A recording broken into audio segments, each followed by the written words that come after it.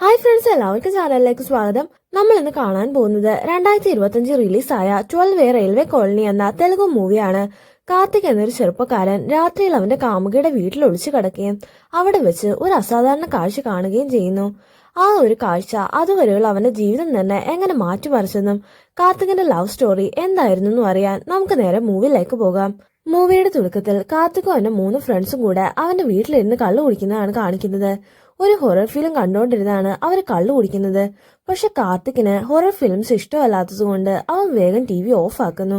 പക്ഷെ അവന്റെ കൂട്ടുകാർ വീണ്ടും പ്രേതങ്ങളെക്കുറിച്ചും ഹൊറർ ഫിലിംസിനെ കുറിച്ചും ഒക്കെ സംസാരിക്കാൻ തുടങ്ങുന്നു.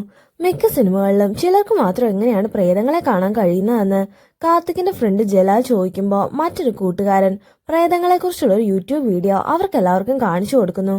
പ്രേതം പിശാചി എന്ന് പറയുന്നതെല്ലാം പാരാനോർമൽ സയൻസ് ആണെന്നാണ് ആ വീഡിയോയിൽ കാണിക്കുന്നത്. ആത്മാവ് എന്ന് പറയുന്നത് മനുഷ്യ ശരീരത്തിന് സാധാരണഗതിയിൽ സെൻസ് ചെയ്യാൻ കഴിയാത്ത ഒരു ഫോം ഓഫ് എനർജിയാണ്. പക്ഷെ ആ ആത്മാവിന് രക്തബന്ധം ഉള്ളവർക്കോ അല്ലെങ്കിൽ ആത്മാവുമായി പ്രണയം, പക, കോപം എന്നിങ്ങനെ ഏതെങ്കിലും സ്ട്രോങ് ഇമോഷണൽ കണക്ഷൻ ഉള്ളവർക്കോ ചിലപ്പോൾ അതിനെ കാണാനോ ചിലപ്പോൾ തൊടാനോ സാധിക്കും. അതെങ്ങനെയാണെന്ന് നെക്സ്റ്റ് വീഡിയോ പറഞ്ഞു തരാമെന്ന് വീഡിയോയിലുള്ളയാൾ പറയുമ്പോഴേക്കും കാർത്തിക് മൊബൈൽ പിടിച്ചു വാങ്ങി വീഡിയോ ഓഫ് ചെയ്യുന്നു. ഇങ്ങനെ ടെൻഷൻ അടിക്കുന്ന വീഡിയോ വെക്കാതെ വല്ല പാട്ടും വെക്കാൻ പറഞ്ഞ് അവൻ കൂട്ടുകാരെ വഴക്കു പറയുന്നു. നെക്സ്റ്റ് സീനിൽ ഒരു വലിയ മഞ്ഞുമലയാണ് കാണിക്കുന്നത്. കാർത്തിക് ഒറ്റയ്ക്ക് ആ മല കയറിക്കൊണ്ടിരിക്കുമ്പോഴാണ് കുറച്ചകലെയായി ഒരു കൊച്ചു പെൺകുട്ടി സ്നോമാനെ ഉണ്ടാക്കുന്നത് കാണുന്നത്. ആ പെൺകുട്ടിയും അവിടെ ഒറ്റയ്ക്കാണ് ഉണ്ടായിരുന്നത്. ആ കുട്ടിയെ നോക്കി ചിരിച്ചുകൊണ്ട് കാർത്തിക് മുന്നോട്ട് നടക്കുമ്പോഴാണ് മഞ്ഞുമല കുട്ടിയുടെ നേരെ ഇടിഞ്ഞു വീഴുന്നത്. അത് കണ്ട് കാർത്തിക് അവളെ രക്ഷിക്കാൻ ശ്രമിക്കുന്നെങ്കിലും കാർത്തിക് എത്തുന്നതിന് മുന്നേ മഞ്ഞുമല കുട്ടിയുടെ മേലേക്ക് വീഴുന്നു. അപ്പോഴേക്കും കാർത്തിക് അവൻ കണ്ട സ്വപ്നത്തിൽ നിന്ന് ഞെട്ടി എഴുന്നേൽക്കുന്നു. കണ്ടത് വെറും സ്വപ്നമായിരുന്നു മനസ്സിലായതും അവൻ അല്പം ആശ്വാസം തോന്നുന്നു. തലേന്ന് വെള്ളവടി കഴിഞ്ഞ് കാർത്തിക്കും ഫ്രണ്ട്സും കൂടെ വീടിന്റെ ടെറസിൽ കിടന്നായിരുന്നു ഉറങ്ങിയത്. പക്ഷെ ജലാൽ ഇപ്പൊ കൂടെ ഇല്ലെന്ന് കണ്ടതും കാർത്തിക് ഉടനെ അവനെ കോൾ ചെയ്യുന്നു. നീ ഇന്നലെ എപ്പോഴാ പോയെന്ന് കാർത്തിക് ചോദിക്കുമ്പോ അച്ഛനെ പേടിച്ച് രാത്രി തന്നെ വീട്ടിലേക്ക് വന്നെന്ന് ജലാൽ മറുപടി പറയുന്നു. എന്തായാലും എഴുന്നേറ്റ സ്ഥിതിക്ക് നീ അവന്മാരെ വിളിച്ച് തില്ലുചേട്ടന്റെ വീട്ടിലേക്ക് വരാനും ചേട്ടൻ നമ്മളെ കാണണമെന്ന് പറഞ്ഞിട്ടുണ്ടെന്നും ജലാൽ കാർത്തിക്കിനോട് പറയുന്നു. നെക്സ്റ്റ് സീനിൽ കാർത്തിക്കും ഫ്രണ്ട്സും കൂടെ തില്ലുവിനെ കാണാൻ പോകുന്നതാണ് കാണിക്കുന്നത്. ആ നാട്ടിലെ പവർഫുൾ ഗുണ്ടാ ലീഡറായ തില്ലു ഇലക്ഷന് മത്സരിക്കാൻ തീരുമാനിച്ചിരിക്കുകയാണ്. 3 മാസങ്ങൾക്ക് ശേഷം നടക്കുന്ന തെരഞ്ഞെടുപ്പിൽ താൻ തന്നെ ജയിക്കുമെന്നും അത് കാണാൻ കിടപ്പിലായ എന്റെ അച്ഛൻ ജീവനോടെ വേണമെന്നും തില്ലു അവന്റെ അച്ഛനെ ചികിത്സിക്കുന്ന ഡോക്ടേഴ്സിനോട് പറയുന്നു. ശേഷം ഇലക്ഷന് ചെയ്യേണ്ട കാര്യങ്ങളെക്കുറിച്ച് കൂടെയുള്ളവരെ ഓർമ്മിപ്പിക്കുകയും ചെയ്യുന്നു. അപ്പോഴാണ് കാർത്തികിനെ ഫ്രണ്ട്സിനെ തില്ലു കാണുന്നത്. ഇലക്ഷൻ തീരുന്നത് വരെ നിങ്ങൾ തൽക്കാലം വേറെ പണിക്കൊന്നും പോകരുതെന്നും മാത്രമല്ല പോലീസുമായിട്ട് പ്രശ്നത്തിനൊന്നും പോകരുതെന്നും തില്ലു കാർത്തികിനെ ഓർപ്പിക്കുന്നു. മാത്രമല്ല യൂത്തിനെ നമ്മുടെ കൂടെ കൂട്ടാൻ ഒരുപാട് കായിക മത്സരങ്ങൾ സംഘടിപ്പിക്കണമെന്നും പ്രൈസ് മണി കൂട്ടണമെന്നും തില്ലു കാർത്തികിനോട് പറയുന്നു. അങ്ങനെ ചെയ്യാമെന്ന് കാർത്തിക് മറുപടി നൽകുന്നു. നെക്സ്റ്റ് സീനിൽ കാർത്തികിന്റെ തൊട്ടടുത്ത വീട്ടിൽ താമസിക്കുന്ന ആരാധനയാണ് കാണിക്കുന്നത്. ആരാധന രാവിലെ ഫുഡ് കഴിച്ചുകൊണ്ടിരിക്കുമ്പോഴാണ് അവളുടെ ഫ്രണ്ട്സ് അവിടേക്ക് വരുന്നത്. നമ്മുടെ നാട്ടിൽ ഒരു വോളിബോൾ ടൂർണമെന്റ് നടക്കുന്നുണ്ടെന്നും ആള് തികയാത്തതുകൊണ്ട് നീയും ഞങ്ങളുടെ കൂടെ മത്സരിക്കാൻ വേണമെന്നും കൂട്ടുകാരികൾ ആരാധനയോട് പറയുന്നു. പക്ഷെ അറിയാത്ത ഗെയിം കളിക്കാൻ ആരാധന സമ്മതിക്കുന്നില്ല. പക്ഷെ ഗെയിം കളിച്ചാൽ ഒരുപാട് പൈസ കിട്ടുമെന്നും ആ പണം എന്റെ പഠനകാര്യങ്ങൾക്ക് ഉപയോഗിക്കാനാണെന്നും ഒരു കൂട്ടുകാരി പറയുമ്പോ പാവം തോന്നി ആരാധനയെ മത്സരിക്കാൻ സമ്മതിക്കുന്നു. നെക്സ്റ്റ് സീനിൽ ടൂർണമെന്റ് നടക്കുന്നതാണ് കാണിക്കുന്നത്. മത്സരത്തിനിടയിൽ ആരാധനയുടെ ഭാഗത്തുനിന്ന് ചെറിയൊരു മിസ്റ്റേക്ക് ഉണ്ടാകുമ്പോൾ മത്സരം കണ്ടുകൊണ്ടിരുന്ന കാർത്തിക്കും കൂട്ടുകാരും അവളെ കളിയാക്കുന്നു. അവളുടെ കളിയാക്കലൊന്നും കാര്യമാക്കുന്നില്ലെങ്കിലും ചെറിയ പോയിന്റിന്റെ വ്യത്യാസത്തിൽ താൻ കാരണമാണല്ലോ ടീം തോറ്റതെന്നോർത്ത് ആരാധനയ്ക്ക് ഒരുപാട് വിഷമം തോന്നുന്നു. എന്നാൽ വിഷമിച്ചിരിക്കുന്ന ആരാധന അവളുടെ ടീമിലുള്ളവർ തന്നെ ആശ്വസിപ്പിക്കുന്നു. നീ വന്നതുകൊണ്ട് മാത്രമാണ് മത്സരത്തിൽ ഞങ്ങൾക്ക് പങ്കെടുക്കാൻ തന്നെ കഴിഞ്ഞതെന്നും ഇപ്പൊ കിട്ടിയ റണ്ണറപ്പിന്റെ പ്രൈസ് മണി കൊണ്ട് തന്നെ എന്റെ പഠനച്ചെലവ് നോക്കാൻ കഴിയുമെന്നും കൂട്ടുകാരി ആരാധനയോട് പറയുന്നു. ആരാധനയും കൂട്ടുകാരും സംസാരിക്കുന്നതൊക്കെ അല്പം മാറി നിൽക്കുന്ന കാർത്തിക്കും കാണുന്നുണ്ടായിരുന്നു. സത്യത്തിൽ വീടിന് തൊട്ടടുത്ത് താമസിക്കുന്ന ആരാധനയോട് കാർത്തിക്കിന്റെ ഉള്ളിലും ചെറിയൊരു ഇഷ്ടമൊക്കെ ഉണ്ടായിരുന്നു. ആരാധനയും കൂട്ടുകാരികളും ഗ്രൗണ്ടിന് പുറത്തേക്ക് നടക്കുന്നത് കണ്ടിട്ട് അവളെ ഒന്ന് ഇംപ്രസ് ചെയ്യാമെന്ന് കരുതി കാർത്തിക് അവിടെ ക്രിക്കറ്റ് പ്രാക്ടീസ് നടക്കുന്നിടത്ത് എന്ന് ബാറ്റിന് വേറെ സ്റ്റമ്പ് ഉപയോഗിച്ച് പന്തടിക്കാൻ തീരുമാനിക്കുന്നു. പക്ഷെ ആരാധനയുടെ വശത്തേക്ക് ബോൾ അടിച്ച് അവളെ ഇംപ്രസ് ചെയ്യാമെന്ന് കണക്കൂട്ടൽ തെറ്റിച്ചുകൊണ്ട് കാർത്തിക്കിന്റെ വീശിയടിയിൽ കയ്യിലിരുന്ന സ്റ്റമ്പ് തന്നെ തെറിച്ച് അവളുടെ നെറ്റിക്ക് കൊള്ളുന്നു. ഉടൻ തന്നെ കൂട്ടുകാർ അവളെ ഹോസ്പിറ്റലിൽ എത്തിക്കുന്നു. ഇഞ്ചറി കുറച്ച് ഡീപ്പ് ആയതുകൊണ്ട് സ്റ്റിച്ച് ഇട്ടിട്ടുണ്ടെന്നും 2 ദിവസം റെസ്റ്റ് എടുക്കണമെന്നും ഡോക്ടർ ആരാധനയോട് പറയുന്നു. തില്ലുവിന്റെ സഹായിയായ കാർത്തികിന് ആരാധനയുടെ കൂട്ടുകാർക്ക് പണ്ട് മുതലേ ഇഷ്ടമല്ലായിരുന്നു. ഈ സംഭവം കൂടെ ആയതോടെ അവർക്ക് കാർത്തികിനോടുള്ള ദേഷ്യം കൂടുന്നു. കാർത്തികിനെ പോലൊരുത്തൻ ഒരിക്കലും ഒരു സോറി പറയാൻ പോലും തയ്യാറാവില്ലെന്നും അതുകൊണ്ട് നമുക്കിത് പോലീസ് കംപ്ലൈന്റ് ചെയ്യാമെന്നും കൂട്ടുകാരികൾ ആരാധനയോട് പറയുന്നു. കൃത്യം ഈ സമയത്താണ് കാർത്തിക് അവിടേക്ക് വരുന്നത്. കാർത്തികിനെ കണ്ടതും ആരാധനയുടെ കൂട്ടുകാർ അവിടുന്ന് മാറി നിൽക്കുന്നു. സംഭവിച്ചതൊന്നും മനഃപൂർവ്വം അല്ലെന്നും നീ എന്നോട് ക്ഷമിക്കണമെന്നും കാർത്തിക് ആരാധനയോട് പറയുന്നു. മാത്രമല്ല നിനക്ക് കംപ്ലൈന്റ് ചെയ്യാൻ താല്പര്യമുണ്ടെങ്കിൽ ശിക്ഷ അനുഭവിക്കാൻ ഞാൻ തയ്യാറാണെന്നും കൂടെ കാർത്തിക് പറയുമ്പോൾ ആരാധന മറുപടിയൊന്നും പറയുന്നില്ല. കാർത്തിക് അവിടുന്ന് പോയ ശേഷം നമുക്ക് പോലീസ് കംപ്ലൈന്റ് ഒന്നും വേണ്ടെന്ന് ആരാധന കൂട്ടുകാരിയോട് പറയുന്നു. ശേഷം ആരാധനയും കൊണ്ട് അവളുടെ കൂട്ടുകാരി വാഷ്റൂമിൽ പോകുന്നത് കണ്ട് ഡ്യൂട്ടി നേഴ്സ് അവരെ ഒന്ന് സൂക്ഷിച്ചു നോക്കിയ ശേഷം ആരെ കോൾ ചെയ്യുന്നത് കാണിക്കുന്നു. പ്രായമുള്ള ഒരാളെയാണ് ആ നേഴ്സ് കോൾ ചെയ്യുന്നത്. നിങ്ങൾ അന്വേഷിക്കുന്ന ആളെ ഞാൻ കണ്ടെന്ന് നേഴ്സ് പറയുമ്പോൾ അങ്ങനെയെങ്കിൽ അവരെ ഒന്ന് മോണിറ്റർ ചെയ്യാനും കുറച്ചു കഴിഞ്ഞ് ഞാൻ വിളിച്ചോളാവെന്നും പറഞ്ഞ് അയാൾ കോള് കട്ട് ചെയ്യുന്നു. ശേഷം അയാള് മറ്റാരെയോ കോൾ ചെയ്ത് ഇക്കാര്യം പറയുന്നു. അവരെ കിട്ടിയിട്ടുണ്ടെന്നും ഇത്തവണ അവൻ എന്റെ അടുത്തൊന്നും മിസ്സാവില്ലെന്നും പറഞ്ഞ് അയാൾ ആ കോള് കട്ട് ചെയ്യുന്നു. നെക്സ്റ്റ് സീനിൽ തില്ലു ഒരു മന്ത്രവാദിയെ കാണാൻ പോകുന്നതാണ് കാണിക്കുന്നത്. ഇത്തവണയെങ്കിലും എനിക്ക് പദവിയോഗം ഉണ്ടോ എന്ന് തില്ലു ചോദിക്കുമ്പോൾ മന്ത്രവാദി പറയുന്ന മറുപടി എന്താണെന്ന് നമ്മളെ കേൾപ്പിക്കുന്നില്ല. സംസാരത്തിനൊടുവിൽ നിന്റെ കൈകൊണ്ട് കർമ്മം ചെയ്താൽ ഫലസിദ്ധി കൂടുവെന്ന് മന്ത്രവാദി തില്ലുവിനോട് പറയുന്നു. നെക്സ്റ്റ് സീനിൽ കാർത്തിക്കും ജയരാജും കൂടെ കാർത്തിക്കിന്റെ വീടിന്റെ ബാൽക്കണിയിൽ നിൽക്കുന്നതാണ് കാണിക്കുന്നത്. ഈ സമയത്താണ് ആരാധന സാധനം വാങ്ങി വീട്ടിലേക്ക് പോകുന്നത് കാണുന്നത്. കാർത്തിക് അവളെ തന്നെ നോക്കി നിൽക്കുന്നത് കണ്ട് ജലാജ് അവനെ കളിയാക്കുന്നു. ഒടുവിൽ തന്റെ ഉള്ളിലെ ഇഷ്ടം കാർത്തിക് ജലാജിനോട് തുറന്നു പറയുന്നു. ഹോസ്പിറ്റലിൽ വെച്ചാണ് കാർത്തിക് ആദ്യമായിട്ട് ആരാധനയെ അടുത്തു നിന്ന് കാണുന്നത്. അപ്പോഴാണ് അവൾ ഇത്രയും സുന്ദരിയാണെന്ന് കാർത്തിക് തന്നെ തിരിച്ചറിയുന്നത്. കാണുമ്പോഴൊക്കെ സാധാരണ പല പെണ്ണുങ്ങളെയും കമന്റ് അടിക്കാറുള്ളത് പോലെ ആരാധനയും കളിയാക്കിയിട്ടുണ്ടെങ്കിലും പിന്നീടാണ് അവളെ താൻ പ്രണയിക്കുന്നുണ്ടെന്ന് കാർത്തിക് തന്നെ തിരിച്ചറിയുന്നത്. കാർത്തികിന്റെ ഭാഗത്ത് നിന്ന് അത്രയും വലിയൊരു തെറ്റ് സംഭവിച്ചിട്ടും ഹോസ്പിറ്റലിൽ വെച്ച് ഒരിക്കൽ പോലും ആരാധന അവനെ വഴക്ക് പറയുകയോ ദേഷ്യപ്പെടുകയോ ചെയ്യാത്തതും അവളോടുള്ള കാർത്തികിന്റെ ഇഷ്ടം കൂടാൻ ഒരു കാരണമാവുന്നു. മാത്രമല്ല തങ്ങൾക്കിടയിൽ എന്തോ ഒരു ആത്മബന്ധം ഉള്ളതുപോലെയാണ് തോന്നുന്നതെന്നും എന്റെ കൈകളിൽ ചുളിവ് വീഴുന്ന കാലത്തും ഞാൻ അവളുടെ കൈ വിടില്ലെന്നും കാർത്തിക് ജലാജിനോട് പറയുന്നു. പിന്നീടുള്ള ദിവസങ്ങളിലൊക്കെ ആരാധന പോകുന്നിടത്തെല്ലാം കാർത്തിക് അവളെ ഫോളോ ചെയ്യുന്നെങ്കിലും ആരാധന അവനെ ശ്രദ്ധിക്കുന്നില്ല. അങ്ങനെയിരിക്കും ഒരു ദിവസം രാവിലെ കാർത്തിക് പുറത്തേക്ക് ഇറങ്ങുമ്പോൾ ആരാധനയുടെ വീടിന്റെ പൂട്ടിയിട്ട ഗേറ്റിന് മുമ്പിൽ ഒരു പ്രായമായ മനുഷ്യൻ വെയിറ്റ് ചെയ്യുന്നതാണ് കാണുന്നത്. മുൻപ് ആരാധനയെ കണ്ടെന്ന് നഴ്സ് ഫോൺ ചെയ്ത് പറഞ്ഞ ആളായിരുന്നു അത്. നിങ്ങൾ എന്താ ഇവിടെ നിൽക്കുന്നതെന്ന് കാർത്തിക് ചോദിക്കുമ്പോൾ 7 മാസം മുമ്പ് എന്റെ ഭാര്യ ഒന്നും പറയാതെ വീട് വിട്ടു പോയതാണെന്നും ഇപ്പൊ അവർ ഇവിടെ ഉണ്ടെന്ന് അറിഞ്ഞ് കാണാൻ വന്നതാണെന്നും അയാൾ മറുപടി പറയുന്നു. തന്റെ മുന്നിൽ നിൽക്കുന്നത് ഭാവി അമ്മായച്ചനാണല്ലോ എന്നോർത്ത് കാർത്തികിന് അല്പം സന്തോഷം തോന്നുന്നു. സൺഡേ ആയതുകൊണ്ട് അവർ ചിലപ്പോൾ പള്ളിയിൽ പോയതായിരിക്കുമെന്ന് കാർത്തിക് പറയുമ്പോഴേക്കും ജലാൽ അവനെ കോൾ ചെയ്യുന്നു. തില്ലച്ചേട്ടന്റെ അനിയൻ മുന്നേ ആരോ കൊലപ്പെടുത്തിയെന്നും നീ വേഗം വരാനും ജലാല് പറയുമ്പോൾ കാർത്തിക് കോളി കട്ട് ചെയ്ത് അവിടേക്ക് പോകുന്നു. മുന്നയുടെ മൃതദേഹത്തിനരികെ തില്ലു ഉൾപ്പെടെ എല്ലാവരും നിശബ്ദരായിരിക്കുന്നത് കണ്ട് ഇതെങ്ങനെ സംഭവിച്ചെന്ന് കാർത്തിക് ജലാലിനോട് ചോദിക്കുന്നു.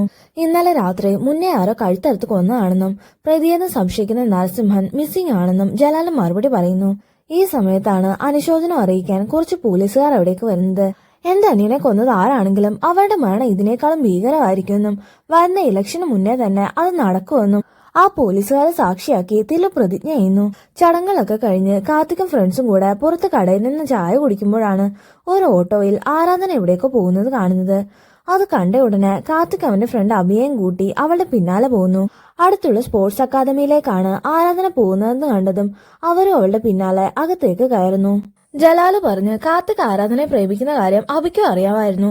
അങ്ങനെ അവർ രണ്ടുപേരും ആരാധനയെ അന്വേഷിച്ച് അകത്തേക്ക് കയറുമ്പോഴാണ് അവൾ അവിടെ ബാഡ്മിന്റൺ പ്രാക്ടീസ് ചെയ്യുന്നത് കാണുന്നത്. വളരെ നിസ്സാരമായി എതിരാളികളെ തോൽപ്പിക്കുന്ന ആരാധനയെ കണ്ടതും പണ്ട് വോളിബോൾ കളിക്കാൻ അറിയില്ലെന്ന് പറഞ്ഞ് അവളെ കളിയാക്കിയ കാര്യം അവർക്ക് ഓർമ്മ വരുന്നു. ഒപ്പം ഇത്രയേറെ കഴിവുള്ളവളെ അപമാനിച്ചു ഓർത്ത് കാർത്തിക്കിന് ചെറിയ കുറ്റബോധം തോന്നുന്നു. മാച്ചിന് ശേഷം ആരാധനയുടെ അടുത്തേക്ക് പോകുമ്പോൾ അവൾ അവിടെ കോച്ചിനോട് സംസാരിക്കുന്നതാണ് കാണുന്നത്. അടുത്ത ദിവസം സിംഗപ്പൂരിൽ നടക്കുന്ന മത്സരത്തിൽ പങ്കെടുക്കുന്നതിനെ കുറിച്ച് ആരാധന ചോദിക്കുമ്പോൾ അതിന് 3 ലക്ഷം രൂപ ചെലവുണ്ടെന്നും ക്യാഷ് ശരിയാവാത്തതുകൊണ്ട് അടുത്ത വർഷം നമുക്ക് നോക്കാമെന്നും കോച്ച് മറുപടി പറയുന്നു. ഇത് കേട്ടതും ആരാധനയ്ക്കാകെ നിരാശ തോന്നുന്നു.